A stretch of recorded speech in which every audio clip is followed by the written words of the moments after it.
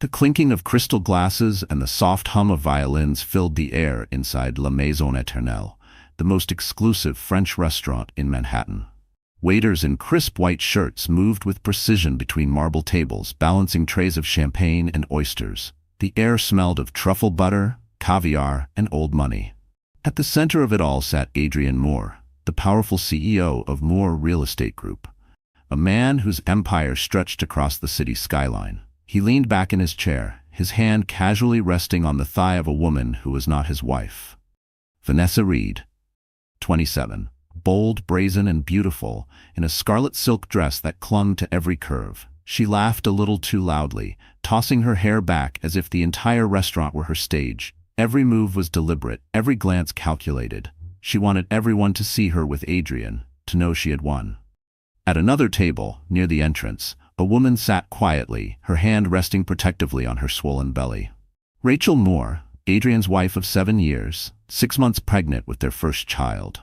She had not planned to come here tonight, but fate has a cruel way of twisting knives. A close friend had invited her to dinner, unaware that Adrian had chosen the same place for his secret date.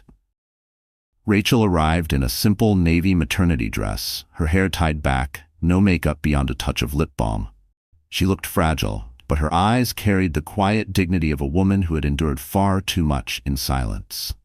When her gaze fell on her husband across the room, laughter spilling from his lips as Vanessa leaned in close, Rachel's breath caught in her throat.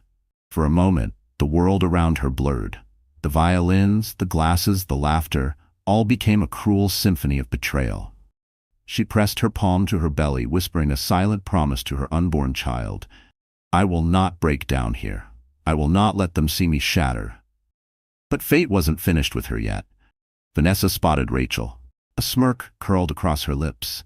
She whispered something in Adrian's ear, and he stiffened, his eyes darting toward his wife. For a brief second, shame flickered in his face, but it was gone just as quickly, replaced by arrogance. He didn't rise to greet Rachel. He didn't speak. Instead, he lifted his champagne glass and kissed Vanessa on the cheek, as if to prove a point. Gasps rippled across the restaurant. Cameras lifted, some discreet, some bold. This was Manhattan, where every scandal could be sold to a tabloid by sunrise. Rachel stood. Her legs trembled, but she walked toward them anyway. Each step felt like walking through fire. She wanted answers. She wanted dignity. She wanted to look her husband in the eye and ask him why. Why he would betray her. Why he would humiliate her while she carried his child. "Adrian." Her voice was soft but steady. "We need to talk." Vanessa's laughter cut through the air like a knife. "Talk? Darling, can't you see he's busy?" Rachel's hand gripped the edge of the table. She wasn't here for a fight, but the eyes on her, the whispers, the phone's recording, pressed like a weight on her chest. She tried to stay calm, tried to appeal to Adrian. "I'm your wife. I'm carrying your child. Please, not here." Vanessa rose from her seat, heels clicking against the marble floor. She stood inches from Rachel, her perfume heavy with jasmine and defiance. Her eyes glittered with cruelty. "You think being pregnant makes you special? That dress, those tired eyes, do you even look at yourself? No wonder he came to me. You're pathetic." Rachel's heart pounded, her vision blurred. She wanted to walk away, to take the high road. But before she could move, Vanessa's hand whipped through the air. Slap! The sound cracked like thunder. Rachel staggered back, clutching her cheek, the sting spreading through her face and deeper into her soul. The restaurant fell silent. Glasses froze midair. Even the violins faltered. And then, chaos. Cameras flashed, guests gasped. Some rose from their seats, others whispered behind manicured hands. A few investors who recognized Adrian exchanged dark glances, murmuring about scandal, about liability, about reputation. Rachel's eyes filled with tears, not from the pain of the slap, but from the humiliation. Pregnant, betrayed, and now struck in front of strangers. She pressed her hand to her belly, silently begging her child for strength. Adrian finally stood, but not to defend his wife. "Enough, Rachel," he hissed, his voice low, cold. "You're embarrassing yourself?" Embarrassing herself? She wanted to scream, but the weight of the moment pinned her in place. Vanessa stood tall, triumphant, as if the slap had crowned her queen of this twisted game. Adrian placed his arm around her waist, a public declaration that shattered the last pieces of Rachel's heart. And yet, as Rachel stood trembling, something unexpected happened. Across the room, a man rose from his table. Ethan Blackwell, billionaire investor, longtime rival of Adrian. His sharp jaw and piercing gaze cut through the chaos. He stepped forward, his voice steady, commanding. "Enough," Ethan said, his eyes locking on Adrian and Vanessa. "You've humiliated your wife. You've disgraced yourself. This will not end here." The entire restaurant turned, caught between scandal and suspense. Rachel blinked, stunned. Why would Ethan, of all people, intervene? She had never spoken to him, never even been in the same room, and yet here he was, stepping into the fire on her behalf. Vanessa's smirk faltered. Adrian's jaw tightened. Investors whispered louder, cameras rolled, and Rachel felt the ground shift beneath her. Something bigger than betrayal was unfolding, something that would change all of their lives forever. And just as Rachel thought she had lost everything, she realized the world was about to watch Adrian Moore's empire crumble. Before the slap that shook a restaurant full of billionaires, before the whispers of scandal that would shatter a company, Rachel Moore was just a woman who believed in love. She had not been born into privilege or wealth. She grew up in a small town in Pennsylvania, where summers smelled of fresh-cut grass and winters meant snow boots lined up at the back door. Her parents ran a modest bakery on Main Street. They weren't rich, but they were proud. They taught Rachel that kindness was stronger than cruelty, that integrity mattered more than success. From an early age, Rachel dreamed of becoming an architect. While other girls drew hearts in their notebooks, she drew buildings, bridges that stretched into the sky, homes filled with warmth, parks where children could play safely. Her talent earned her a scholarship to Columbia University, where she studied architecture with relentless dedication. She spent late nights in the studio, her hands stained with graphite, her heart set on building a life bigger than the small town she had left behind. It was there, in New York, that she met Adrian Moore. He was everything she thought she wanted. Older, confident, magnetic. He carried himself like a man who owned the room, and in many ways, he did. Adrian was already climbing the ladder in real estate, charming investors and outsmarting rivals. To Rachel, he seemed unstoppable, a force of ambition wrapped in a smile that made her forget her doubts. Their romance was quick, intoxicating. He took her to rooftop dinners, whispered promises of forever, told her she was the missing piece of his empire. For the first time in her life, Rachel allowed herself to believe in a fairy tale. When Adrian asked her to marry him under the glittering lights of the Brooklyn Bridge, she said yes without hesitation. At first, life felt perfect.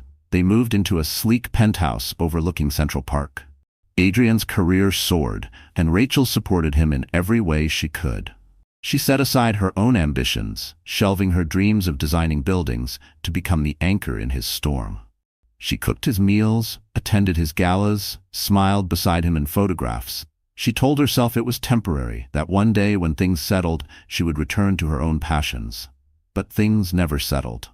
As Adrian's empire grew, so did the distance between them. He came home later, his phone always buzzing, his laughter reserved for others. Rachel noticed the small changes first. The cologne that wasn't his, the lipstick stains she couldn't explain, the way his eyes wandered at parties, but each time she confronted him, he brushed her off. "You're imagining things," he would say with a smirk. "You're hormonal. Don't embarrass yourself." Still, Rachel held on. She told herself marriage was about patience, about weathering storms. And when she discovered she was pregnant, she believed it was the miracle that would heal them. She imagined Adrian holding their child, imagined family dinners, imagined love rekindled by the tiny heartbeat growing inside her. For a few weeks, it seemed possible. Adrian smiled when she told him, kissed her forehead, promised he would be there. But the promises faded quickly. Her pregnancy was hard. Morning sickness turned into all-day sickness. Her body ached. Some days, she could barely stand without dizziness washing over her. Yet Adrian was never home. He was at meetings, at parties, at networking events that stretched until dawn. Rachel spent lonely nights in their vast penthouse, one hand on her belly, whispering to the baby so she wouldn't feel so alone. She sacrificed everything for him. When her former professors called with opportunities, she turned them down. When her friends invited her out, she declined, too exhausted and too ashamed to admit that her husband's love was slipping away. She wore simple dresses, Not because she didn't long for beauty, but because she knew Adrian would scoff at her spending money on herself. The cracks in their marriage deepened. The man she once believed was her soulmate now treated her like a burden. "You slow me down," he said once, after she begged him to spend a weekend together.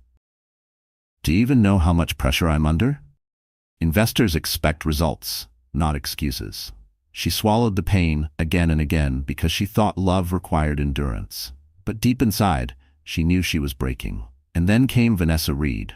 Rachel had heard her name whispered at company events. Young, ambitious, glamorous. Vanessa was everything Rachel wasn't anymore. Carefree, sparkling, untouched by responsibility. Adrian didn't hide it well. He started bringing Vanessa to functions where Rachel used to stand at his side. He flaunted her in ways that felt like knives cutting through Rachel's heart. Yet Rachel stayed silent. She thought of her child, of stability, of the family she still believed she could hold together. Behind closed doors, she wept. She wept into her pillow when Adrian didn't come home. She wept when she found receipts for dinners she had never shared, jewelry she had never received. She wept quietly so no one would hear, because the world saw her as lucky. Married to a man of power and wealth. No one knew the loneliness of her gilded cage. Still, Rachel carried herself with grace. She walked through society galas with her head high, her baby bump hidden beneath flowing gowns. She smiled for the cameras, even when her heart was in pieces. She told herself she could endure, that she had no choice. But life has a way of breaking illusions in the most brutal ways.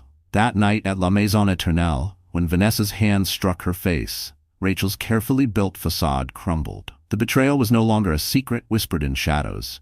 It was a public spectacle, a humiliation burned into the memory of everyone in that room.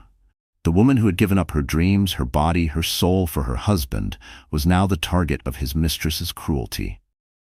Yet in that moment of despair, Rachel's story did not end. The pain that once silenced her began to transform into something else. A seed of resolve, buried under years of sacrifice, started to grow. She didn't know it yet, but the woman who walked out of that restaurant would not be the same woman who walked in. Because sometimes it takes losing everything to discover who you really are. And as Rachel touched her cheek, still stinging from Vanessa's slap, she realized the time for silence was over. La Maison Eternelle wasn't just a restaurant. It was a temple of wealth, a place where deals worth billions were sealed over a glass of vintage Bordeaux, and where reputations could be made or destroyed between the appetizer and dessert. Nestled in the heart of Manhattan, its reputation was legendary. Only the city's most powerful, most connected, most envied individuals could secure a table here. The restaurant was a masterpiece of indulgence. Crystal chandeliers dripped from the high ceiling like frozen waterfalls, their golden light cascading over marble floors polished to a mirror shine.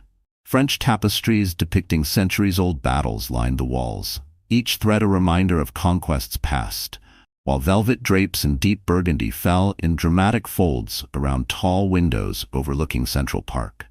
Each table was dressed in ivory linen, adorned with flickering candles, and crowned with arrangements of white orchids flown in from Amsterdam that very morning. Tonight, the air hummed with expectation. It wasn't just another evening of expensive dining, it was a gathering of Manhattan's elite. Billionaires, politicians, and celebrities filled the room, their conversations a symphony of whispered strategies and subtle boasts.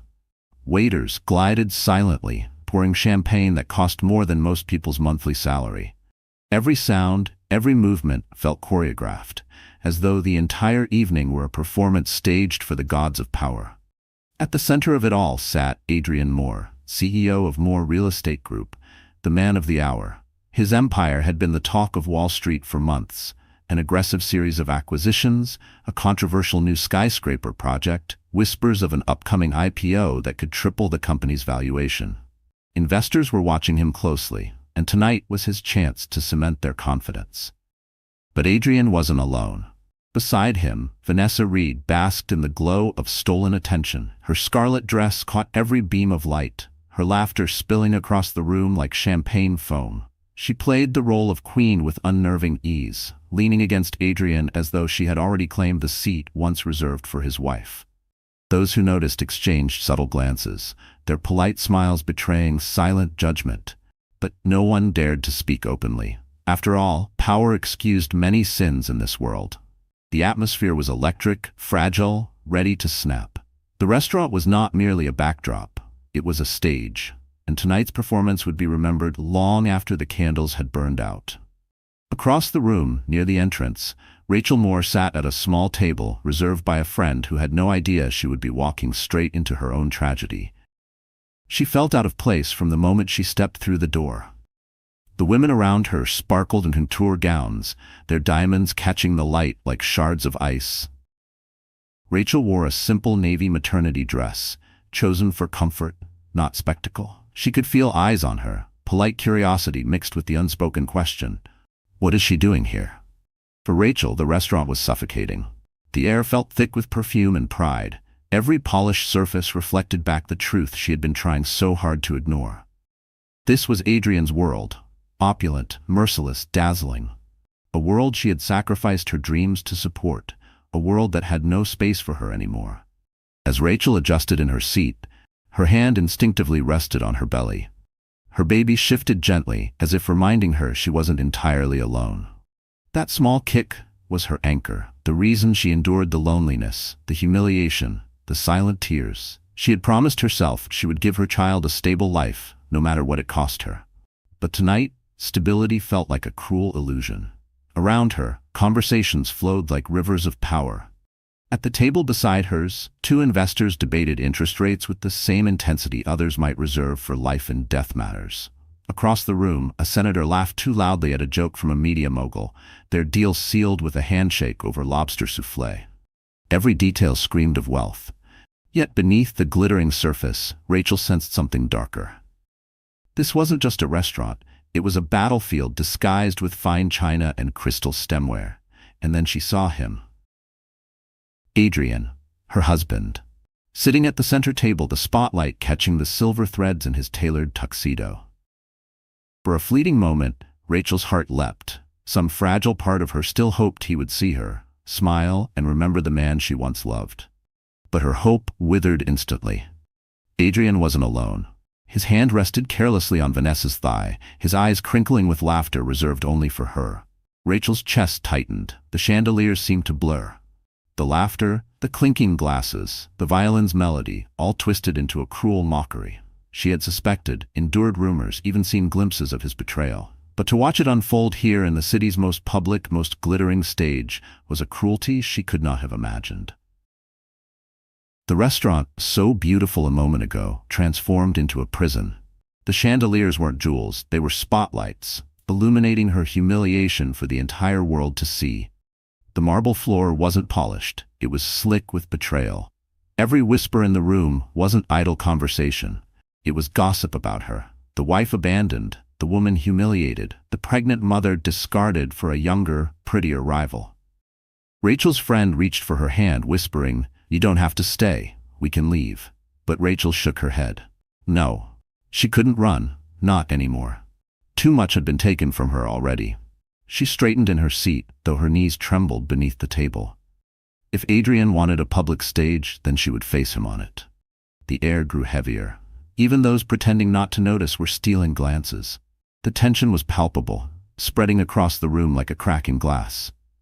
It was only a matter of time before it shattered completely. Rachel's eyes locked on Adrian. He glanced up, finally noticing her. For a heartbeat, their gazes collided, hers filled with hurt and betrayal, his with fleeting panic, quickly masked by arrogance. Instead of rising to greet her, instead of acknowledging her presence, Adrian lifted his glass and kissed Vanessa's cheek, daring the world to watch. Gasps rippled through the restaurant. A senator's fork clattered to his plate. A journalist near the bar reached for her phone. Somewhere, a flash went off. The first of many. The stage was set. The actors were in place. And though none of them knew it yet, the curtain was about to rise on a scandal that would topple an empire. And as Rachel placed her trembling hand on her belly, she realized this wasn't just a restaurant anymore. It was the battlefield where her marriage would finally burn. If La Maison Éternelle was the stage, then Adrian Moore and Vanessa Reed were the actors who demanded the spotlight. They thrived on it, fed off it, and tonight they believed they were untouchable. Adrian had spent years crafting his image, the self-made CEO, the visionary who could bend Manhattan's skyline to his will. He was tall, broad-shouldered, and always immaculately dressed. His salt and pepper hair and tailored tuxedo gave him the aura of control of a man who belonged in power. Investors admired him, employees feared him, and the media adored him. But beneath that polished exterior, Adrian carried something darker, a hunger for validation so insatiable it left nothing sacred. To Adrian, life was a game of conquest. Buildings, contracts, women, it didn't matter. Everything was a prize to be won and displayed. And Rachel, his wife, had once been his greatest prize. She was brilliant, beautiful, and she had given him stability when he was clawing his way to the top. But as his empire grew, so did his arrogance. Rachel's sacrifices, her quiet loyalty, no longer felt like treasures to him. They felt ordinary. He wanted more. That more came in the form of Vanessa Reed. Vanessa was not subtle. At 27, she radiated ambition like perfume. She was the kind of woman who knew the value of her beauty and wielded it like a weapon. Her Instagram was a glossy highlight reel of designer dresses, champagne brunches, and carefully staged, candid shots that screamed for attention. But behind the curated glamour was a ruthless determination. She had clawed her way out of obscurity, and she wasn't about to stop until she sat on a throne of her own making. When Adrian first noticed her at a corporate event, an assistant trailing behind a senior investor, he saw youth and desire wrapped in a package that made him feel alive again. Vanessa saw something too: power. A shortcut to the world she craved. It wasn't love that drew them together, but mutual exploitation. Adrian wanted to feel admired. Vanessa wanted to be elevated. Together, they became a toxic performance, each one using the other for validation. And tonight, they weren't hiding it. At their table, Vanessa draped herself across Adrian's arm as though she had already replaced Rachel. Her laughter was loud, her touch deliberate, her gaze daring anyone to challenge her. She wanted Rachel to see. She wanted the world to see. For Vanessa, humiliation wasn't a side effect. It was the goal. "Why are people staring?" Adrian muttered under his breath when he caught the whispers circling the room. Vanessa smirked, sipping her champagne slowly. "Because they know you're a man who gets what he wants. Let them stare. It makes us untouchable." Her words stroked Adrian's ego, feeding the very arrogance that had led him here. He leaned back in his chair, scanning the restaurant like a king surveying his kingdom. When his eyes landed on Rachel, his jaw tightened, but he forced himself to smile at Vanessa instead. Admitting guilt wasn't in his vocabulary. Rachel's presence threatened his control. He hadn't expected her to be here, hadn't prepared for the confrontation. For a moment, he considered standing, walking over to her, smoothing things over with whispered promises. But Vanessa's hand slid over his, nails digging lightly into his skin. It was a warning. "Don't you dare." Adrian stayed seated. He lifted his glass, kissed Vanessa on the cheek, and pretended Rachel didn't exist. For Vanessa, that was victory enough. But she wasn't satisfied yet. When Rachel finally approached their table, trembling but determined, Vanessa's smile sharpened like a blade. She rose gracefully, heels clicking against marble, and looked Rachel up and down with deliberate cruelty. "Well, if it isn't the dutiful wife," Vanessa sneered, her voice dripping with mock sweetness. "I almost didn't recognize you in that dress. How brave of you to show your face here." Rachel's lips parted, but her voice was soft, fragile. "Adrian, please, not here. We need to talk." Adrian's eyes flickered with annoyance. Her plea wasn't just inconvenient, it was dangerous. The investors nearby were watching closely. He couldn't appear weak, couldn't let his wife's emotions crack the image he had built. So he chose arrogance. "Rachel," he said coldly, "you're embarrassing yourself." Vanessa's laughter followed his words, a cruel, throaty sound that made Rachel's stomach twist. Then, with deliberate theatrics, Vanessa leaned closer until their faces were inches apart. "You think being pregnant makes you special?" she hissed. "It makes you pathetic. Look at you, tired, frumpy, clinging to a man who doesn't want you. Adrian deserves better. He deserves me." And then came the slap. The sharp crack silenced the room. It wasn't just a slap across Rachel's face, it was a declaration. Vanessa wasn't simply stealing a husband. She was erasing the wife. Adrian didn't rush to defend Rachel. He didn't scold Vanessa. He stood, but only to place his arm around his mistress, a gesture that sealed his betrayal in front of everyone. To him, Rachel was no longer a partner. She was an obstacle. The cruelty was staggering. Rachel, carrying his child, had become invisible. And Vanessa, fueled by venom, relished every second of her triumph. What neither of them realized as they basked in their arrogance was that the world was watching. Investors, journalists, rivals, they all saw Adrian not as a powerful CEO, but as a man consumed by weakness. They saw Vanessa not as glamorous, but as vicious. The performance that Adrian thought displayed dominance was in fact the beginning of his downfall. Because reputations are fragile, power can crumble overnight, and cruelty, when displayed so publicly, always carries a price. As Rachel staggered back, tears brimming, Vanessa whispered one last line, just loud enough for her to hear. "Walk away, Rachel. This city belongs to me now." But across the room, a new voice was about to rise, a voice that neither Adrian nor Vanessa had counted on. And as Ethan Blackwell stepped forward, their carefully staged cruelty was about to turn into a weapon against them. For a heartbeat, there was silence. The kind of silence that swallows sound, that makes the air heavy, that freezes time itself. Rachel's cheek burned where Vanessa's hand had struck, a sting that spread deeper than flesh, straight into her heart. Her eyes watered, not just from pain but from humiliation. Pregnant, vulnerable, and betrayed, she stood in the middle of the city's most elite dining room like prey surrounded by predators. And then the silence shattered. Gasps erupted. Crystal glasses clinked against plates as guests jolted upright. The violinist faltered mid-note, the melody collapsing into chaos. A senator's wife covered her mouth, eyes wide.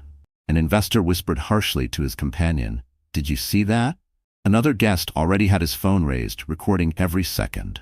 Within seconds, the slap wasn't just an act of cruelty, it was a spectacle. And spectacles never stayed secret in Manhattan. Rachel staggered back, her hand instinctively pressing against her belly. A hush fell again, his wife, as though the entire room held its breath, waiting to see if the pregnant woman would collapse. Her strength wavered, but she stayed standing. Tears brimmed but didn't fall. She refused to give Vanessa that satisfaction. Adrian, instead of rushing to his wife, tightened his grip on Vanessa's waist. His voice was cold, cutting. "Enough, Rachel, you're embarrassing yourself." The words sliced deeper than the slap. Gasps rippled again, louder this time. Even the most hardened power brokers in the room felt the cruelty of a man choosing pride over compassion, arrogance over decency. Rachel whispered, her voice trembling, "I'm your wife. I'm carrying your child." Vanessa laughed, tossing her hair back, savoring the spectacle. "And you're still nothing," she sneered. The humiliation was unbearable. But the humiliation was also public, and that made it dangerous. At the back of the room, a journalist from the New York Observer lowered her wine glass, her eyes alight. Scandal was her currency, and tonight she had struck gold. She typed furiously into her phone, "Billionaire CEO Adrian Moore spotted with Mistress. Pregnant wife slapped in luxury restaurant." By the time dessert was served, the headline would be trending. Investors at nearby tables shifted uncomfortably. One leaned toward another, murmuring, "This could kill the IPO." Another shook his head, whispering, "If he can't control his personal life, how can he run a billion-dollar company?" Adrian heard the whispers, saw the looks, and for the first time that night, his arrogance faltered. His empire was built on confidence, on perception, on the illusion that he was untouchable. But perception was fragile, and tonight it was unraveling. Still, Vanessa pressed on, intoxicated by her own triumph. She stepped closer to Rachel, her voice low but audible to everyone nearby. "Walk away, Rachel. You don't belong in his world anymore." Rachel's lips trembled, but before she could respond, another voice cut through the chaos. "Enough." It was Ethan Blackwell. The billionaire investor rose from his table with a commanding presence that silenced even the whispers. His sharp gaze locked on Adrian, his voice steady and resonant. "You've humiliated your wife, Adrian. You've disgraced yourself. And every person in this room will remember it." A murmur spread like wildfire. Ethan Blackwell was no ordinary man. He was Adrian's rival, a name whispered with both fear and respect across Wall Street. His words carried weight, and tonight they landed like blows. Adrian's jaw tightened. "Stay out of this, Ethan. This is my personal matter." Ethan's eyes didn't waver. There's nothing personal about publicly humiliating your pregnant wife. It speaks to your character, or lack of it. And character, Adrian, is what keeps investors' trust. The room buzzed. Investors nodded subtly. Adrian's face flushed with rage, but he couldn't lash out. Not here. Not with cameras recording, not with the weight of judgment pressing down on him. Rachel, still trembling, looked at Ethan with confusion. She had never met him, never spoken to him, yet here he was, standing up for her when the man she married would not. For the first time in months she felt a flicker of protection, of hope, but the chaos wasn't finished. A flash went off near the bar. Paparazzi. Someone had tipped them off, or perhaps a guest hungry for attention had called. Within minutes, photos would flood social media. Adrian Moore embracing his mistress, his pregnant wife weeping, Ethan Blackwell standing like a guardian in the middle of it all. Vanessa's smirk faltered as she realized the cameras were no longer her stage. They were her downfall. She whispered to Adrian, "We should leave." But leaving would be surrender, and Adrian's pride wouldn't allow it. "Sit down," he snapped. Yet the damage was already done. The whispers had turned into murmurs, the murmurs into conversations, and the conversations into judgments. The slap had set fire to the room, and no amount of denial could extinguish it. Rachel's friend rushed to her side, gently guiding her back. "Let's go, Rachel," she whispered. Rachel hesitated. Part of her wanted to run, to escape the humiliation. But another part, the part that had endured years of silence, wanted to stand her ground. Her voice quivered, but it carried across the room. "You may have money, you may have power, but you've lost something you can never buy back, your integrity." The room erupted in whispers again, this time sharper, harsher. Adrian's face darkened. Vanessa clutched his arm, but her confidence was cracking. Across the room, Ethan's eyes met Rachel's. He gave a small, firm nod. A silent promise, this isn't over, and it wasn't. By midnight, the scandal would dominate headlines. By dawn, investors would demand answers, and by the end of the week, Adrian Moore's empire, the empire he had sacrificed his wife and unborn child for, would begin to crumble. The slap was no longer just a moment. It was the spark that lit the fire of his downfall. The city never sleeps, but that night, Rachel wished it would. She sat curled up on the edge of her bed in the vast penthouse, its floor-to-ceiling windows revealing Manhattan's skyline, glittering like a cruel reminder of everything she had lost. The neon glow spilled across the room, painting her face in cold light as silent tears traced down her cheeks. Her cheeks still burned from Vanessa's slap, though the sting of flesh was nothing compared to the wound inside her chest. The humiliation replayed in her mind like a cruel film she couldn't turn off. Vanessa's smirk, the sharp crack of skin on skin, Adrian's cold voice telling her she was embarrassing herself. The laughter, the whispers, the cameras flashing. She pressed her hands to her belly, whispering, "I'm sorry. I'm so sorry." Her voice cracked. She wasn't apologizing for the scandal. She was apologizing for not being stronger, for not protecting her unborn child from the pain she carried. The penthouse, once a symbol of success, now felt like a prison. Its marble floors and gleaming chandeliers mocked her. Everything inside these walls had been chosen by Adrian, his taste, his ego, his vision. Not hers. She had given up her voice long ago, telling herself it was love, that supporting his dreams was enough. But tonight, the silence was deafening. Her phone buzzed on the nightstand. Notifications flooded the screen. Texts from friends, missed calls from her mother, news alerts flashing headlines. CEO Adrian Moore embroiled in scandal at Manhattan restaurant. Pregnant wife humiliated by mistress's slap. Ethan Blackwell intervenes as chaos erupts. Rachel's throat tightened. Her humiliation was no longer private. It was viral. Millions of strangers now dissected her pain, turning her life into gossip. She was no longer Rachel, the woman, the wife, the soon-to-be mother. She was a headline, a spectacle. With trembling hands, she turned the phone face down. She couldn't bear to see more. In the silence, her thoughts spiraled. What was left for her? Adrian had chosen Vanessa, not just in private but publicly, viciously. His empire was built on arrogance, and she had been his collateral damage. Would he even care if she left? Would he fight for custody? Or would he discard her completely, as if she never mattered? Rachel felt the weight of despair pressing down. For years she had sacrificed her career, her passions, her identity, all for a man who had just declared to the world that she was nothing. She pressed her face into her hands and sobbed, the kind of sob that came from the soul, raw and unrestrained. Hours passed. The city outside moved on, but Rachel was frozen, trapped in a storm of grief. She tried to sleep, but each time she closed her eyes, she saw Vanessa's hand striking her again. She heard Adrian's cold voice echoing, "You're embarrassing yourself." Her body shook. For a moment, darkness whispered to her, "You can't survive this. You're too weak. He's taken everything. You have nothing left." But then a kick. Her baby shifted inside her, strong, insistent. Rachel gasped, her hand flying to her belly. The movement was sharp, almost defiant. Tears welled again, but this time they carried something else. Not despair, something small, fragile, but real. Hope. She whispered, "You're right. I can't give up. Not now, not ever. Not while you're here with me." The baby's kick grounded her, reminded her of the reason she had endured, the reason she had survived this long. She wasn't alone. She had someone to fight for, someone who needed her to rise again. But even with that flicker of resolve, the night stretched long. The weight of betrayal, the isolation, the humiliation, it was suffocating. Rachel paced the penthouse, running her fingers over the cold marble counters, the untouched art on the walls, the emptiness of rooms Adrian rarely used. Everything felt foreign, like she was living in someone else's life. At one point, she stopped in front of the mirror. The woman staring back didn't look like Rachel Moore anymore. Her eyes were swollen from crying, her hair disheveled, her skin pale. She barely recognized herself. "Who are you?" she whispered. For years she had defined herself as Adrian's wife, the supportive partner, the quiet strength behind his empire.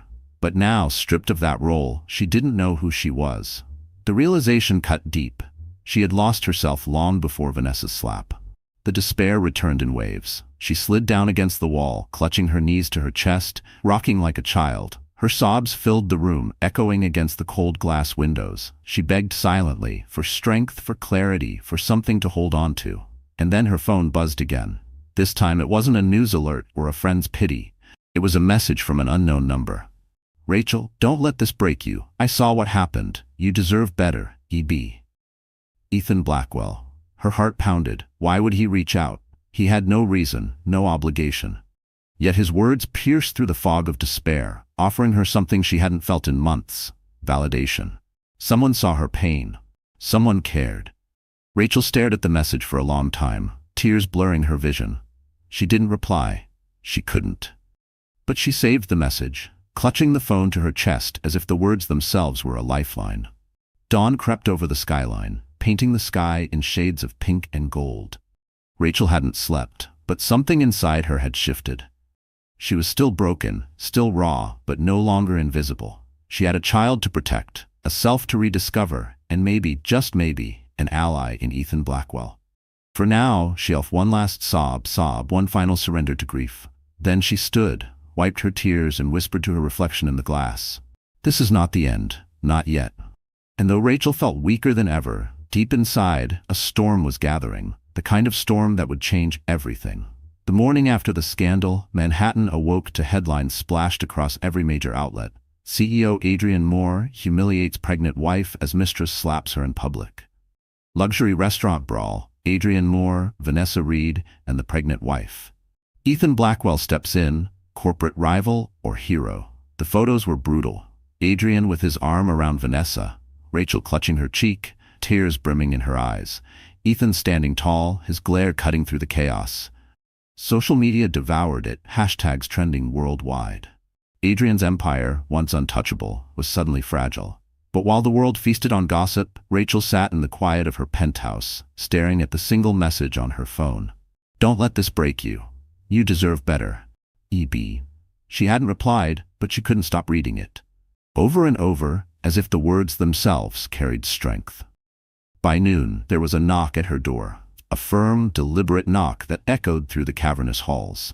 Rachel hesitated. Was it Adrian? Vanessa? A reporter?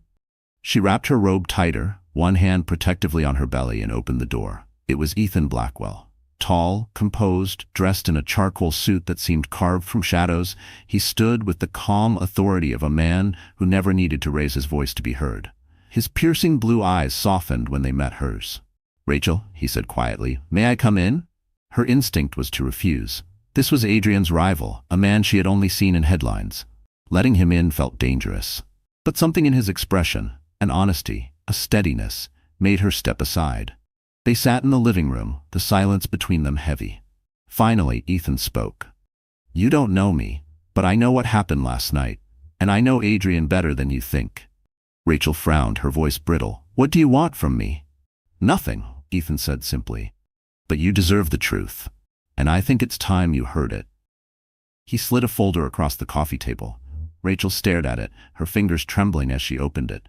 Inside were documents, bank statements, shell company records, wire transfers. Words and numbers swam before her eyes, but one thing was clear. Adrian had been moving company funds into secret accounts. Rachel looked up, her voice barely a whisper. "He's stealing?" "Not just stealing," Ethan said grimly. "He's been cooking the books for months. He's using investor money to cover personal debts, luxury spending, even Vanessa's lifestyle. The board doesn't know yet, but once this gets out, it won't just be a scandal, it'll be a collapse." Rachel's stomach twisted. She had suspected Adrian's arrogance, his cruelty, but this was betrayal on another level. Not just to her, but to everyone who trusted him. "Why are you telling me this?" she asked. Ethan leaned forward, his voice steady. "Because you need to understand, Adrian doesn't just disrespect you. He endangers everything around him. His investors, his employees, even the child you're carrying. If he goes down, he'll drag you with him unless you take control of your own story." Rachel's eyes burned with tears. For years she had been invisible, her voice silenced. But now, in her hands, she held proof that Adrian was not the man the world believed him to be. "I can't," she whispered. "I don't know how to fight him." Ethan's expression softened. "You don't have to fight alone. I'll help you. Not because I want to destroy him, though he's given me every reason, but because you deserve justice." Rachel's heart pounded. Could she trust him? Was this another trap, another man using her for his own war? But then she remembered the look in Ethan's eyes at the restaurant, the way he had stepped in when no one else did. His words now carried no arrogance, no manipulation, just truth. For the first time in years, she felt something stir inside her. Not despair, not fear, resolve. "Show me everything," Rachel said, her voice stronger. Ethan nodded. "Good, because Adrian is weaker than he looks, and with the right moves, we can bring him down." They spent hours at the table, documents spread across the polished glass surface. Ethan explained the shell companies, the falsified contracts, the offshore accounts. Rachel listened, absorbing every detail. Her training as an architect gave her an eye for patterns, and soon she began to see the structure of Adrian's deception. "He built his empire on lies," she murmured. "Yes," Ethan said, "and lies always collapse." As dusk fell, Rachel leaned back, exhaustion mixing with clarity. She wasn't just a betrayed wife anymore. She was a woman who held the key to Adrian's downfall. But beneath the empowerment, fear lingered. What if he finds out I have this? Ethan's gaze was steady. Then he'll know you're not the woman he thought you were. You're stronger, and he'll be terrified of you. Rachel swallowed hard. Terrified. The word echoed in her mind. Adrian had spent years making her feel small, powerless. The idea of him fearing her was almost impossible to imagine.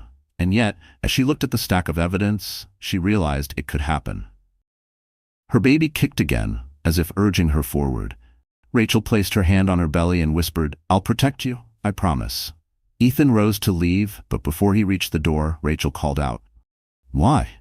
Why help me?" He paused, his hand on the doorframe. His voice was low, almost a whisper.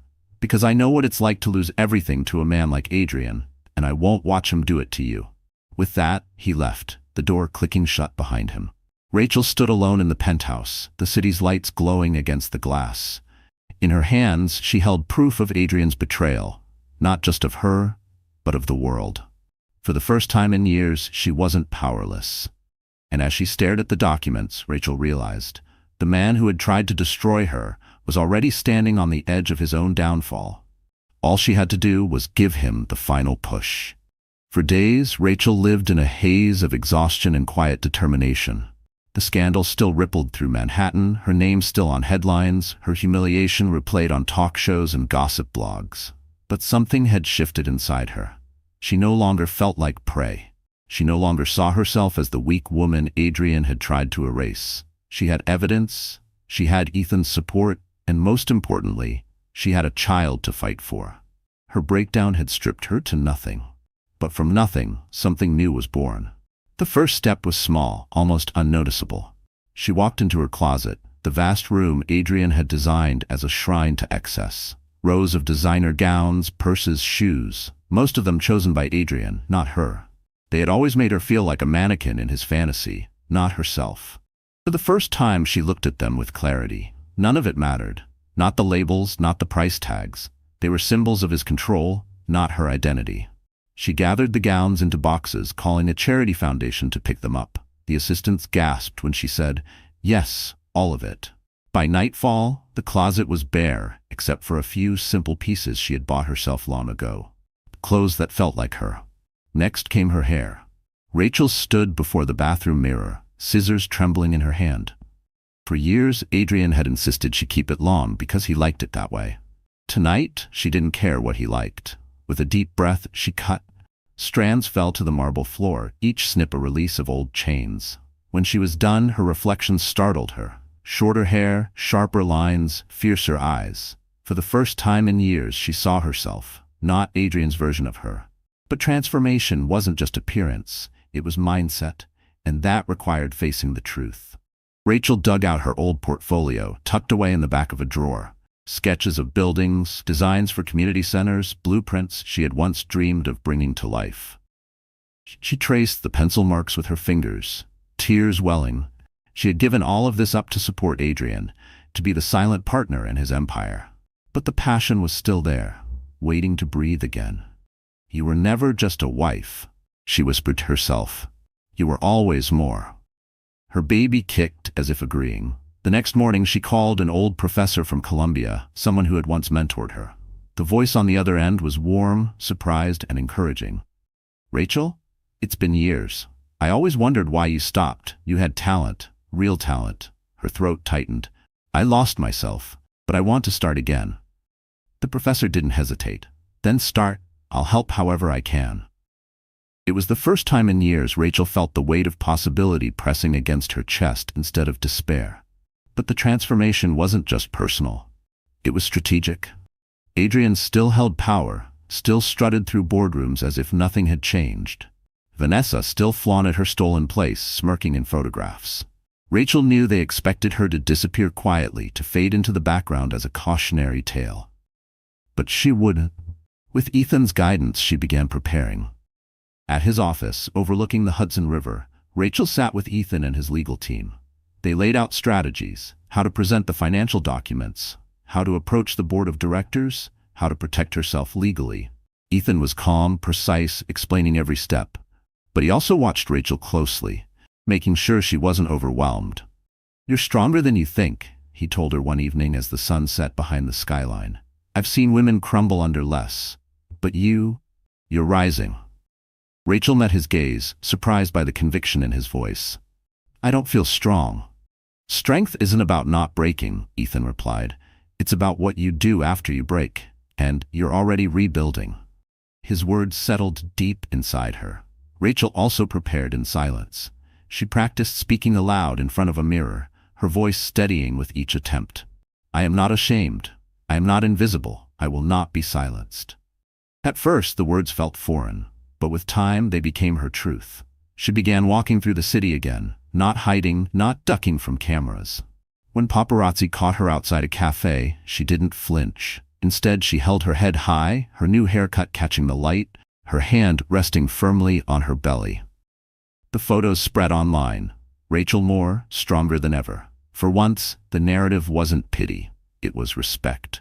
One night, Rachel stood at the window of her penthouse, staring out at the glittering skyline Adrian had once promised her. She pressed a hand to the glass, whispering to the city, to herself, to her child, "This is my world too, and I'm taking it back."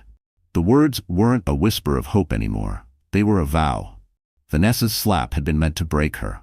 Adrian's betrayal had been meant to silence her. But both had done the opposite. They had awakened her. Rachel no longer wanted to be the woman who endured. She wanted to be the woman who fought. The night before the board meeting, The meeting where Ethan planned to expose Adrian's financial crimes, Rachel prepared herself. She didn't choose one of Adrian's old gowns. She chose a sharp, tailored dress in deep emerald green, a color that reminded her of resilience and rebirth. She placed a single silver necklace around her neck, simple but strong. She looked in the mirror, adjusting her new hair, and for the first time, she smiled at her reflection. "You're ready," she whispered. Her baby kicked again, as if in agreement. The woman who had once been silent was gone. In her place stood someone new, someone sharper, strong, afraid. And as Rachel closed her portfolio, tucked the evidence under her arm, and prepared to step into the boardroom, she knew. Tomorrow, Adrian Moore's empire would finally tremble. The boardroom of Moore Real Estate Group was designed to impress. 40 stories above the city, its glass walls offered a sweeping view of Manhattan, a panorama of towers Adrian Moore once boasted were his kingdom. The long mahogany table gleamed under the glow of crystal pendant lights, each chair occupied by the company's most powerful figures. Investors, board members, and executives whose signatures could build or break fortunes. Normally, Adrian commanded this room. Normally, his voice was the loudest, his presence the strongest. But today, the air was different. The scandal from La Maison Eternelle still clung to him like smoke, and whispers followed him even here. He adjusted his cufflinks, jaw tight, as he scanned the faces around the table. Some avoided his gaze. Others looked at him with thinly veiled disappointment. He forced a smile, ready to launch into his rehearsed speech about damage control. And then the doors opened. Every head turned. Rachel Moore walked in. She wasn't the trembling woman they remembered from the tabloids. She wasn't the pregnant wife humiliated by a mistress's slap. Today she was something else entirely. Her emerald dress cut sharp lines against her figure, her short hair framed her face with strength, and her eyes, once weary, now burned with quiet fire. She carried a portfolio under her arm, her steps steady, deliberate. Adrian's smile faltered. "Rachel, what are you doing here?" Rachel stopped at the head of the table, her voice calm but carrying. "I'm here because this company is built on lies, and today, those lies end." The room stirred. Investors leaned forward, whispers buzzing. Adrian's face darkened. "This is a private board meeting. You don't belong here." Ethan Blackwell rose from his seat near the end of the table. "She belongs here more than you do, Adrian, because unlike you, she's telling the truth." Rachel laid the portfolio on the table and opened it. Documents spilled out, bank statements, shell company records, proof of Adrian's embezzlement. Gasps echoed as the board members scanned the evidence. "This is impossible," Adrian snapped. "These documents are fabricated. You're all being manipulated." Rachel met his eyes, her voice steady. "I sacrificed everything for you, Adrian. My career, my dreams, my dignity. And while I was carrying your child, you were stealing from your investors and parading your mistress in public. Don't you dare call me a liar." The room fell silent. Every word cut deeper than any financial report. This wasn't just numbers, it was character, integrity, humanity. Vanessa, seated smugly beside Adrian, tried to intervene.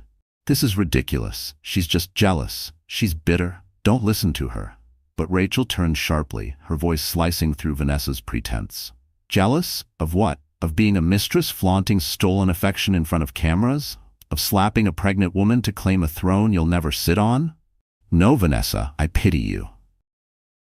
The board members murmured, some shaking their heads. Vanessa's cheeks flushed crimson, her confidence crumbling. Adrian slammed his fist on the table. "Enough, this is my company. I built it. None of you would be here without me."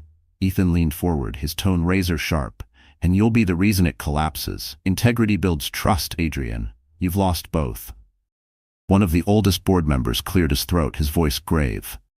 "Adrian, these documents, if they're real, you've not only violated our trust but committed crimes. We can't ignore this." Adrian's facade cracked. Desperation leaked into his voice. "Rachel, please, don't do this. Think of the child. Think of our family." Rachel's heart twisted, but she stood taller. "There is no family, Adrian, not anymore. You made sure of that." Her words struck harder than any document could.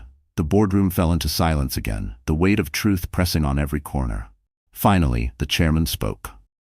"A vote, then. Effective immediately, Adrian Moore will step down as CEO pending investigation." "All in favor?" Hands rose, one after another, until nearly every chair had voted. Adrian's face drained of color. Rachel's breath hitched. After years of silence, of humiliation, of being erased, she was finally heard. Vanessa shot to her feet, voice shrill. "You can't do this. Adrian is everything. You'll regret this." But no one listened. She was background noise now, her power gone. She grabbed her purse, storming out of the room, heels clicking like a retreating drumbeat. Adrian sank into his chair, his arrogance stripped away, his empire crumbling around him. For the first time, he looked small. Rachel gathered the documents, her hands steady. She turned to the board members, her voice soft but resolute. "Protect this company. Protect its people. Don't let his mistakes destroy what you've built." As she moved to leave, Adrian whispered, his voice desperate. "Rachel, please." She paused at the door, looking back one last time. Her eyes held no anger, no longing, only finality. "You taught me I was nothing without you. Today I proved I'm stronger without you." And with that, she walked out, her steps echoing through the marble hallway like thunder.